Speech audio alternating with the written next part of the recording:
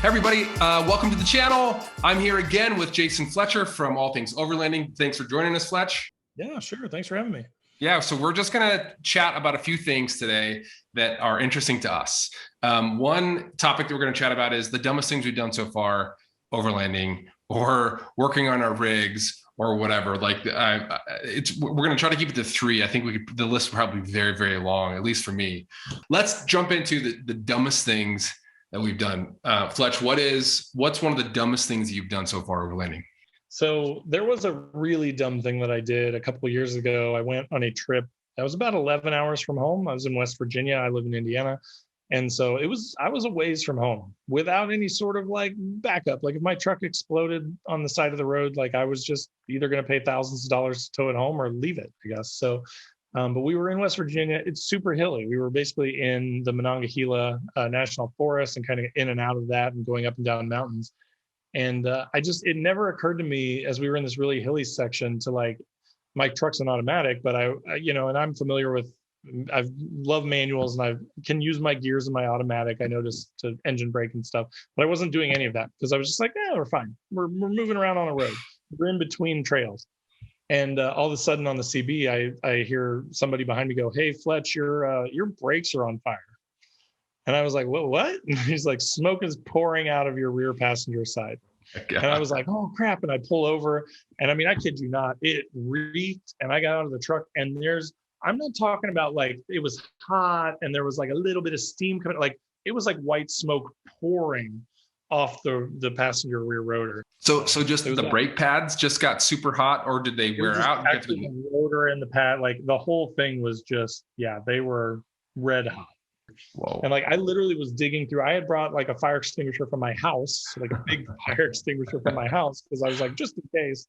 And I literally was pulling that thing out and like getting ready to use it. We poured some water on it that cooled them down, and then I started to use my my gears and my automatic from there on out. Yeah. So luckily, I mean, it's a Nissan and it just cooled off and it drove for 2 more days fine, and then 11 hours home and no problems. But like it was sketchy for a second. I was very worried about my future. Are you ever like driving now and thinking like, I wonder if my brakes are to catch on fire?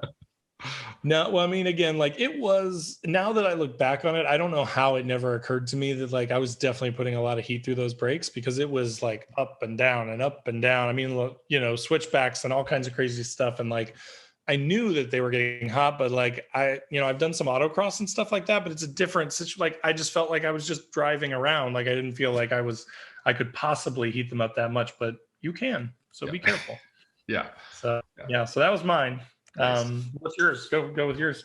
My first one is when we first started overlanding, we got one of those Reliant, and we still have same one. Actually, we still have. They're great. They last forever, even though this one's all cracked and everything.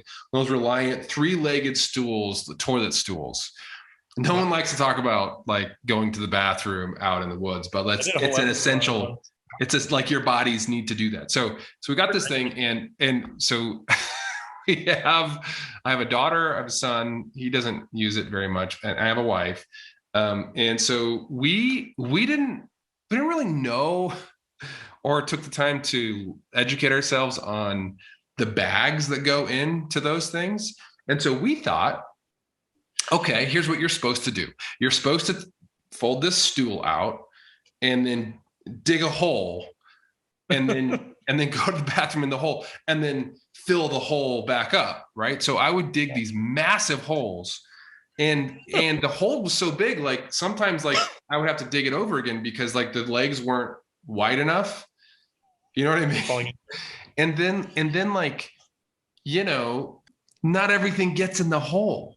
And so I was like doing duty, like putting this thing away. And I was like, this is really terrible and messy. And I don't remember when I figured this out, but at some point I was like, oh, what's that? Oh, there's a bag.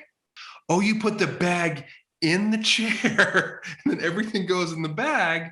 And then you can tie the bag or zip the bag up and there's no mess. And knowing what I know now, it was such a noob. I'm not kidding you. Probably like 5 or 6 trips before in a big mess before I figured that out. So that's probably my number one, like, bonehead dumbest thing that I've done. It's a hard learned takeaway there. Super smelly lesson to learn, man. Sorry, Kate just walked in.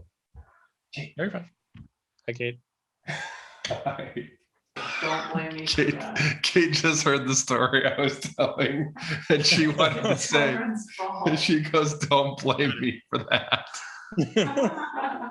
It was the kid's fault." That's all I want to add. Fair enough. Fair enough.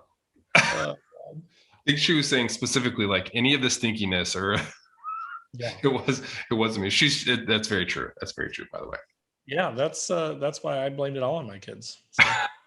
Like that. All right, let's change the subject. So what's another one of yours? Oh, but I can't. My next one is related to the same thing. So I'm keeping us down in the literal crap.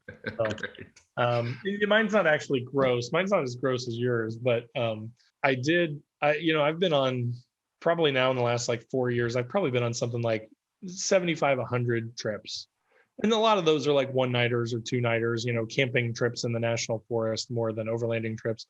But no matter what, right, there are some essentials that you need, like a toilet, something to use as a toilet, your bags, your toilet paper is another thing. Mm-hmm. And I went on a trip where I got all the way down and back in there and set up my whole deployed stuff, my awning, my tent, everything set up, and then realized I forgot toilet paper.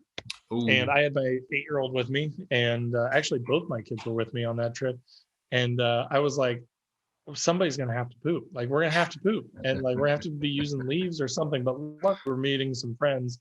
And I was able to get enough reception where I could text him and say, hey, we forgot toilet paper. Please, for the love of God, bring toilet paper. And he got there a couple hours later with toilet paper and saved the day. But it could have been not a great night with 3 boys in the woods and no toilet paper. That's anything. Yeah, that's like one of those where you go like, okay, I don't have any toilet paper, so what else could I use? I have a McDonald's bag from lunch when we stopped and ate that I could tear into pieces. Yeah, like that was where my brain was going. It was a bad mistake. Yeah. My next one, I wrote a list down and I just forgot about it until right now. So my next one was, I had this trip planned with my knucklehead friends. It was a guy's trip. We were going out to the Alvord Desert, and I don't know if you remember, some years ago there was a standoff in Oregon. The Bundy family and their ranch took over a federal building, and there was like somebody got shot. It was a big, huge mess. Well, the Alvord Desert's in Bundy country. It's out there where there's big ranches, a lot of private land. And I'm not going to say that it's like shoot first, ask questions later, but there's definitely a vibe out there that is like, you're not supposed to be here. Mm. And so I had this route planned to go into the Alvord Desert the hard way, like trying to find our way in, not on the main roads. And we got about 3 miles in, and it just went south. I had no real great experience with Gaia. I thought all the roads on the Gaia map would be actual roads, and we would be able to just follow my route and be there. And I was like, we'll be there in 45 minutes, guys. And not true. So I hit a bunch of places that weren't actually roads. So I kept kind of rerouting. And so I defaulted to like, well, if it doesn't say private property to keep out, maybe we can drive on it, which is not true. You should not abide by that philosophy. And I remember my buddy Lance, it was his first trip with us. My buddy Lance got out of his truck and he came up. We were in the middle of a road that wasn't a road. The sagebrush was up past our lights. His catalytic converter smelled like burnt sage. And he walked up to me and he goes, how are we getting out of here right now? And I said, well, I kind of rerouted. I think we're going to go this way. And he's like, he's like, you know that we're on somebody else's land at the moment, right? I was like, yeah, yeah, yeah. He goes, and you know that we're lit up like a Christmas tree because it's 10 p.m. and we all have our lights on. It's like, yeah, yeah, yeah. I was like, I think we're almost there. And he's like, if we're not almost there, we're in big trouble, buddy. Like, you need to figure this out. So we floored it. We went through a gate. We got out of the private property. So it was super dumb. It probably a little bit dangerous, but something that like you should like other people should just never do. I found an old abandoned house one time and I was like, oh, this is so cool. And it was like just on a trail. But now that I have Gaia, I look back at it because I marked it on my GPS and it flat out obviously says it's like private land. And I was like, oh shoot. And that was like 4 years ago. I had no idea. And now I was like, I'm going to go back and check that out. And I'm looking like, no, I can't go there. We just went to Hell's Canyon a few weekends ago. That video will be coming out very soon. And we drove up over the top. So like Hell's Canyon is the deepest river gorge in North America. And we drove over the top of it. We found a road. I found a road on Gaia. And I thought, I think we can do this. I called the ranger station. No one answered. On Gaia, you can see there's like different types of land that it drove through. And sometimes on private land, the roads are public. It's a public access road. Oh, yeah. And so we got to this road and it turns out it was an evacuation route. So it was a public road and it went all the way up the face of Hell's Canyon. And out here, there's so much public land. And a lot of it is, depending on the state and the county, it's super intermixed with private land. And so it's a little bit more complicated, but there's no excuse for just blatantly driving into somebody's property and trying to get into the Alfred Desert. That's my second dumbest thing ever. What's your third? Yeah. So this happened, I think it was just last year. Like, that's the thing too, to remember about this, people listening or watching, is like, it's not like, oh, okay, Jason's been doing this for 4 years. And how long have you been doing overlanding? Oh, years. Yeah. About probably about the same, 4 or 5 years. I'm not going to say there's been no growth or like improvement, but like, it doesn't matter. There's still always a possibility of forgetting stuff. But so like a year ago, I had this whole trip planned. I was going to have all this epic food and I was going to really cook and like do all this stuff. And I always, in my drawer system, I have like some canned like green beans and like some chili and like a couple things of ramen just in case, or, if I got stuck in a snowstorm or something and I had to stay at a place I could survive. But I get out there with all this food and I'm ready. I'm just so excited. And I realized that I left the bag with all of my kitchen gear, like everything, my mess kits, my pots and pans, utensils, my frying pan, like everything. I had no cooking gear at all. So that was a pretty big mistake. But so like what I ended up doing, which is also kind of funny, and I think fairly creative, is so I had a can of chili and I used a knife to basically, force my way into the can of chili, like a Neanderthal with a knife, and pop that thing open. And then I found 2 pretty smooth rocks and I put them on the ground. And I have these little fire starters, these little Weber cubes that are meant for like starting charcoal fires and stuff. Mm-hmm. But I use them as fire starters because they look like a little ice cube tray, basically. But they're little tiny cubes, but they're like $3 for a thing of 24 of these things. So that's what I use for all my fire starting. And I tossed a couple underneath the can of chili, which, by the way, I don't recommend because there's some sort of a lining in those cans. You're really not supposed to like cook in the can. But I was like, I'm going to starve. Like, I need to eat something. I'm hungry. So I made a little fire out of my little fire starter cubes and I put my can over it. And then I used my knife to stir the chili. And then I scooped it with like my knife and I ate chili with a knife out of a can that I cooked over an open flame on rocks. So how was eating chili with a knife? 2 out of 10, do not recommend. On a scale of 1 to 10.